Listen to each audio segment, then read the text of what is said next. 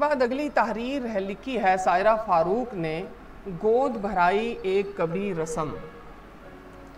اگر ابھی تک آپ نے ہمارے چینل آرٹیکل وائس کو سبسکرائب نہیں کیا تو فوراً کر لیجئے، اور یاد رکھیے آرٹیکل وائس چینل کا مقصد الخاتم پبلک سکول میں پڑھنے والے یتیم، غریب اور مسکین بچوں کی تعلیمی کفالت کرنا ہے۔ محترمہ اپنے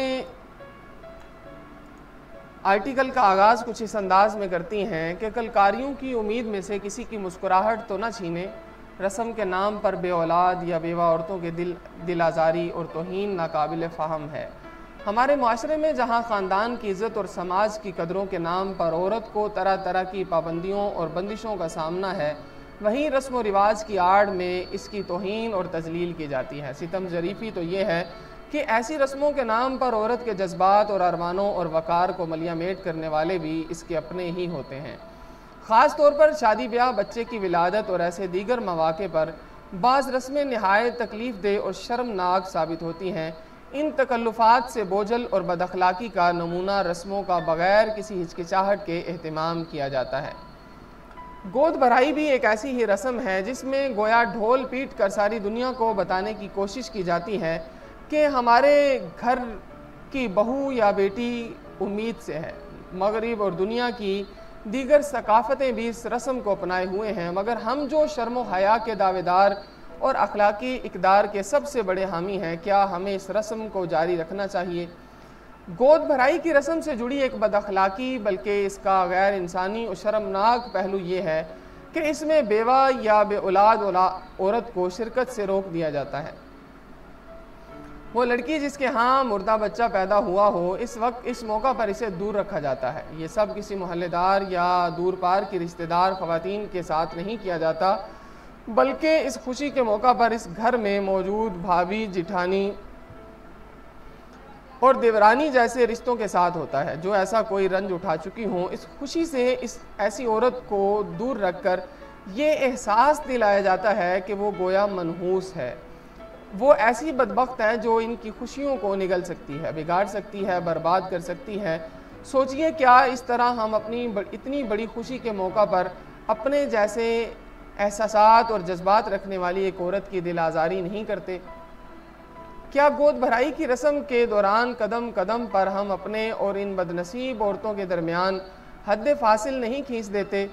اگر بھرے پورے گھر میں خوشیوں میں شریک بخت آور بامراد بیٹیوں کے درمیان اس کی بد نصیبی کا سرٹیفکیٹ نہیں تھما رہے، اور وہ بھی یہ جانتے ہوئے کہ یہ اس عورت کی مرضی سے نہیں ہوا، اس پر اس کا زور نہیں چلتا، ایسی خوشی جو ابھی امید کے دامن میں جھول رہی ہے اور گود میں نہیں اتری، اس کے لیے ہم کسی کے ارمانوں کا خون اپنے ہاتھوں سے کر رہے ہیں۔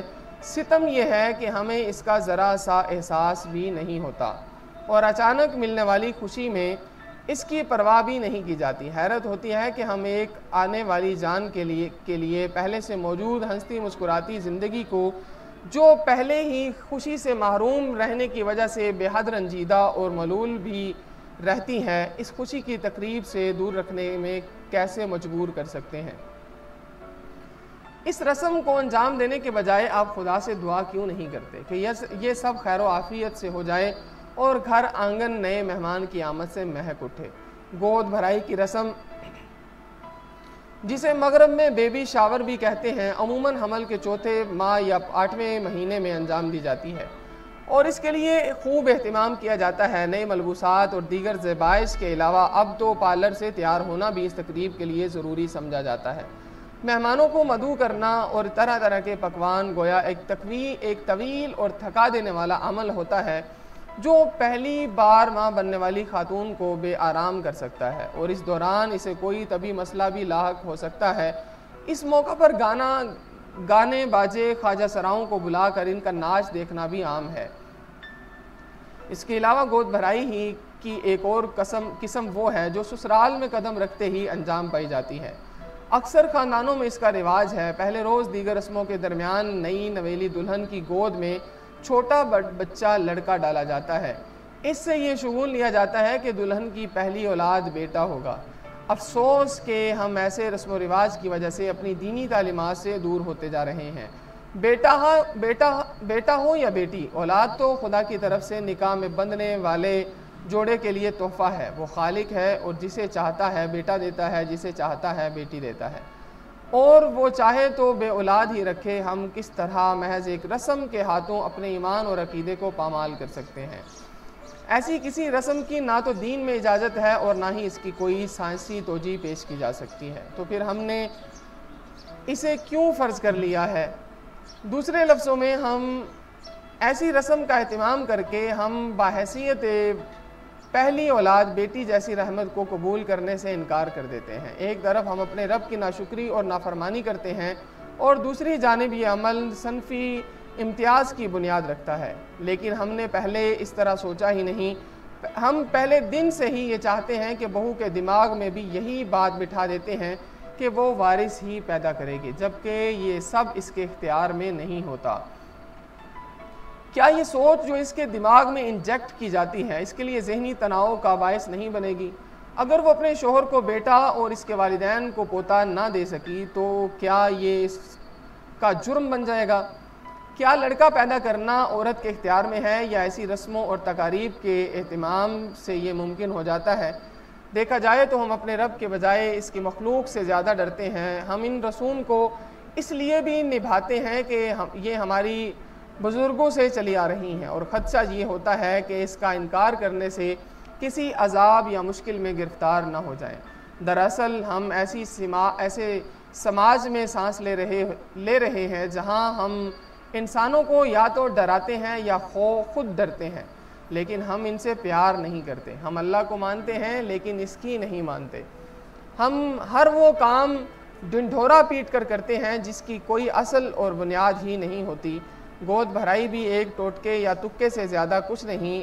अगर किसी जोड़े के यहाँ पैदाइश की खुशी ही मनाना है तो मसनून तरीके से मनाई जा सकती है। ऐसी खुशी की खबर मिलने पर दुआ और मुनाजात का एहतमाम किया जा सकता है। ये भी देखा गया है कि अगर किसी घर में दो बहू हों जिनमें से एक बे औलाद हो तो इसके मुकाबले में दूसरी को अहमियत दी जाती है। यकीनन दोनों का मवाजना या इनमें मुकाबला जहां दिल आज़ारी और हसद का बायस बनता है, वहीं ऐसा रवैया अपनाने से बात हद से बढ़ जाए तो ये घर को गोया आग लगाने के बराबर होता है।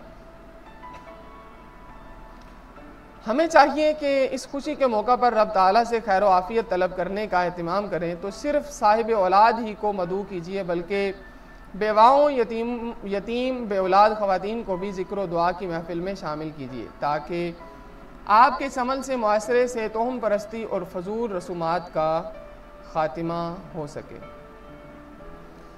ये थी आज की तहरीर सायरा फ़ारूक साहब की, गोद भराई एक कभी रस्म। अगर अभी तक आपने हमारे चैनल आर्टिकल वॉइस को सब्सक्राइब नहीं किया तो मेरी गुजारिश है कि आप इसे फ़ौरन सब्सक्राइब कर लीजिए, और इसलिए कि इस चैनल से हासिल होने वाली रकम अल-ख़ातिम पब्लिक स्कूल में पढ़ने वाले यतीम, गरीब और मिस्कीन बच्चों की तालीमी कफ़ालत में ख़र्च की जाती है। अगर आप कोई कहानी, कोई आर्टिकल राइटर जो आपको पसंद है उसे सुनना चाहते हैं तो कमेंट के अंदर हमें इत्तला कीजिए। हम इंशाअल्लाह आपके पसंदीदा राइटर्स के कालम, कहानियाँ, अफ़साने, आर्टिकल आप तक पहुँचाने की कोशिश करेंगे। वस्सलामु अलैकुम वरहमतुल्लाहि वबरकातुहू। पाकिस्तान जिंदाबाद, इस्लाम पाइंदाबाद।